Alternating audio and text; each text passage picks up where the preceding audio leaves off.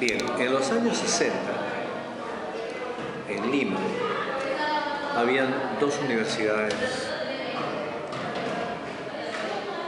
como la de San Marcos y la Católica. En estas dos universidades se concentraban los estudiantes que devienen después en los poetas más paradigmáticos de la denominada generación del 60.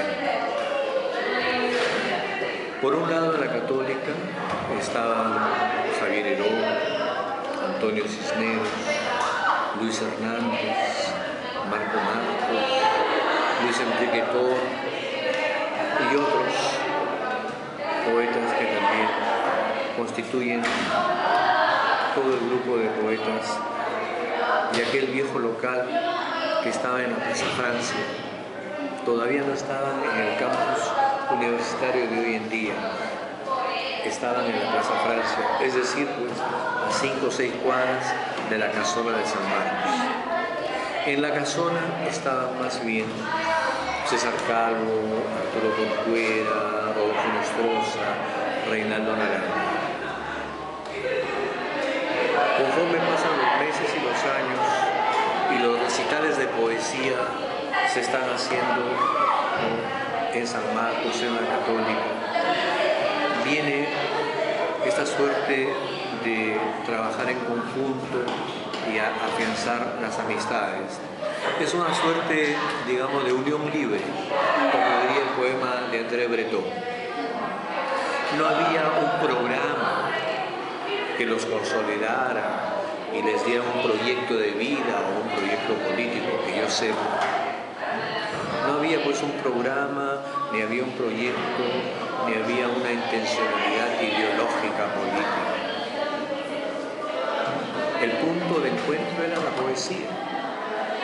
El punto de encuentro era la creación literaria, el diálogo, ¿no?, permanente sobre las diversas corrientes literarias predominantes en nuestro país, las polémicas que se están dando lugar sobre la tradición de la lírica española, una poesía y un lenguaje poético más bien que se siente cada vez más rezagada, más postergada, frente a la influencia de la generación beat norteamericana, la poesía norteamericana, la poesía inglesa, etcétera, etcétera.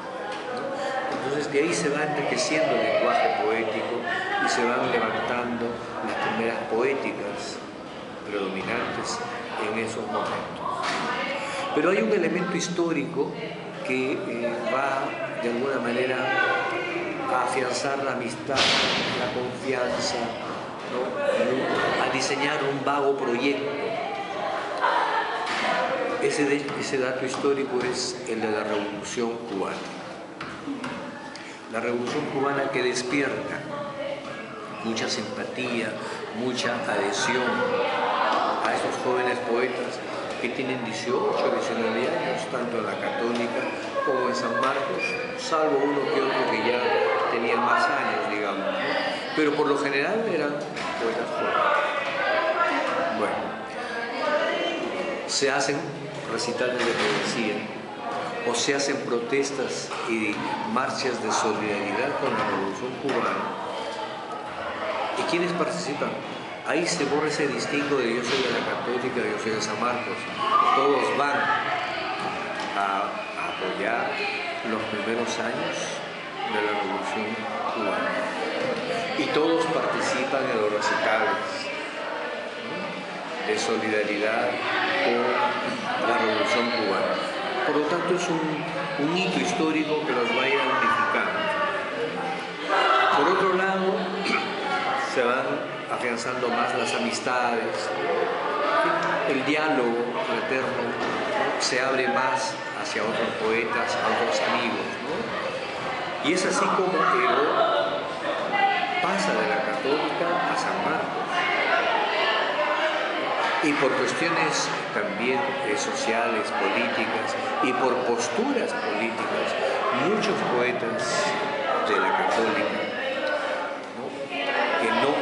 que la universidad no consiente sus actividades políticas, se pasan a San Marcos, como es el caso de Cisneros, Hernández, Marcos y otros, se trasladan a San Marcos y ahí confluyen en los estudios y terminan sus estudios, ¿no?, en San Marcos.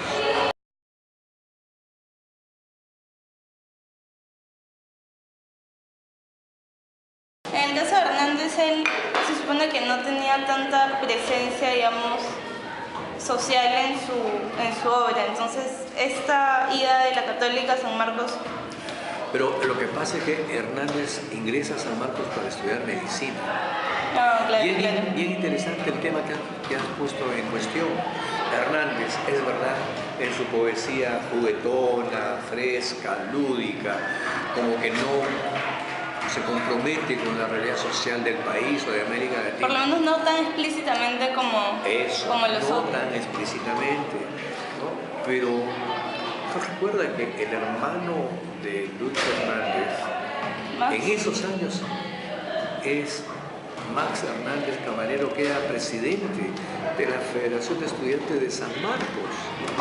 O sea, era el líder del movimiento estudiantil que justamente está cuestionando a la derecha del Perú, que está apoyando a la Revolución Cubana. Entonces, no es que Hernández haya estado divorciado de todos estos grandes movimientos políticos, estudiantiles, del imaginario. No, no. Lo que pasa es que él en su poesía, como tú bien has señalado, no le da preeminencia en primer lugar a los temas sociales como el Naranjo, Corcuera o Calvo mismo, sino muy subrepticiamente también está, ¿no?, frente a un sistema social que él distingue claramente y que se distancia, pero con una sonrisa en los labios. Claro. El otro está ahí con el puño cerrado, por decirlo así, ¿no?, por graficarlo así. Unos están con el puño izquierdo cerrado, militantes, y el otro también se distancia, pero con una sonrisa. Como escéptica, escéptica. Toño no, Toño en un comienzo también era así, ¿Ah, sí? pero por supuesto hay un poema, Crónica de Chapi, muy conocido en la poética de Toño. Y Toño también optó por la cuestión social abierta políticamente. Ahora, el que más, evidentemente, ¿no?, adhirió a todas estas propuestas de cambios políticos, sociales, fue Javier Heró. Claro, con los poemas de Antonio Machado. Claro. Y además Heró viaja el año 62. Javier Heró viaja a Cuba en marzo de 1962. En un grupo más o menos de 100 estudiantes para estudiar. Es allá, estando en Cuba, cuando cambia, voluntariamente cambia, ¿no?, ante una propuesta de seguir estudiando o prepararse para una insurrección política. Y Heró generosamente acepta esa propuesta. Eso de que lo engañaron, eso de que lo engatusaron, en verdad no es nada. Porque incluso no es dicen nada que seguro. se fue detrás de alguien, o sea, que se... No, todas esas cosas en realidad, bien vistos, son historias inventadas de lo que podríamos llamar una mala conciencia.